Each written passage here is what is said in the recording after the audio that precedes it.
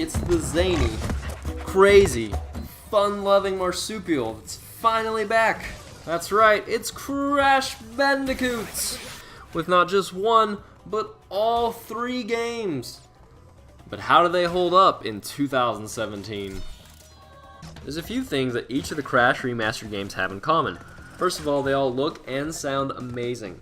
The graphics have basically been built from the ground up. On top of that, they've kept the same control scheme, so it's like you never left, except now it looks better and sounds better than ever.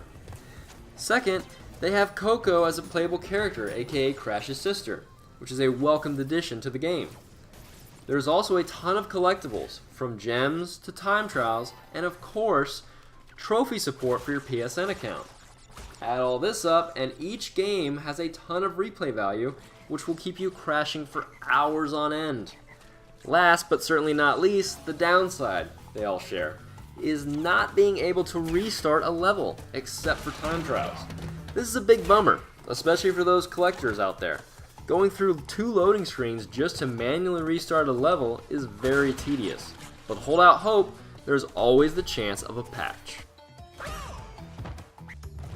In the first Crash Remaster, if you're out to get all the collectibles, you're in for a long and tough ride. That's because you have to get through an entire level without dying and find every single crate to obtain one of the gems. This is no small feat, and without a restart button, it becomes an even bigger frustration.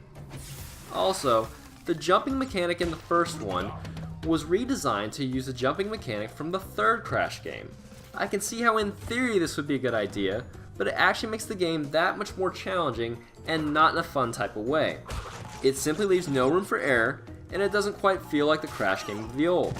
Combine all this, and you have a very challenging game, which is good, except when the frustration of that challenge outweighs the fun of the game itself. Crash 2 Remastered is the pinnacle of the series. It takes everything Crash 1 did well and simply does it better. The levels not only have a larger variety, but they're downright fun all the time. On top of that, the game is more challenging in all the right ways. The levels become more difficult a little before the halfway point, meaning there's plenty of challenging levels, but the game properly prepares you for them compared to the first. You also don't have to live through the entire level and grab every single crate to get the gems. So as a collector, it's a more doable challenge. You will have to live long enough to get to the death path, but that's much more manageable. Plus, the death paths are a fun, welcome challenge. You'll probably need to play a lot of levels more than once to collect everything, but this rarely feels like a chore. I couldn't find much wrong with the second installation, other than a few bosses that were simply too easy, including the final one, which was the biggest disappointment for me. After the challenging levels leading up to it, I was ready for a tough fight.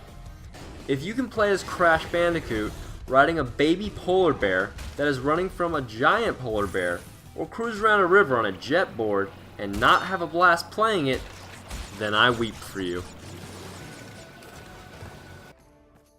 The third Crash installment is pure fun.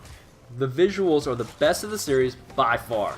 There are a couple of newly added level types that are a blast, such as Coco riding a tiger, and the underwater levels, and that's saying a lot for me since I normally cannot stand water levels in games. It also has a lot of collectibles, and I mean a lot. More than the first one and the second one.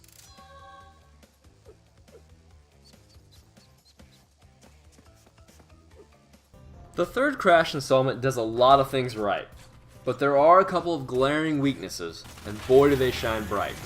The first one is some of the new levels. Basically, a poor attempt at a Wave Race 64 type level for Coco. This was just unnecessary. The levels are easy, boring, bland, and there are more than one of them. They lack substance. A similar situation is Crash's poor excuse for driving levels. They are so bare bones and clunky that there is little fun or charm to be had. I would have much rather had a couple of level types from the previous installments that work a lot better and were simply more fun. These felt forced and poorly executed. The other element wrong with the game is the difficulty. It's simply too easy. I know. Earlier I said the first one was too hard, now this one is too easy. Make up my mind, right?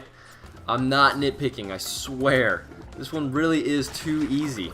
There are only a few levels that truly feel like a challenge, and a few of them are so easy that you can simply go around the enemies with little effort.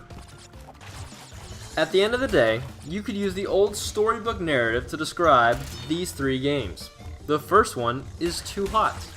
The third one is too cold. And the second one is just right. Overall though, there is a ton of fun to be had with all 3 installments. This nostalgia trip is worth a go, and if you've never played the series, then this is the perfect chance to do just that.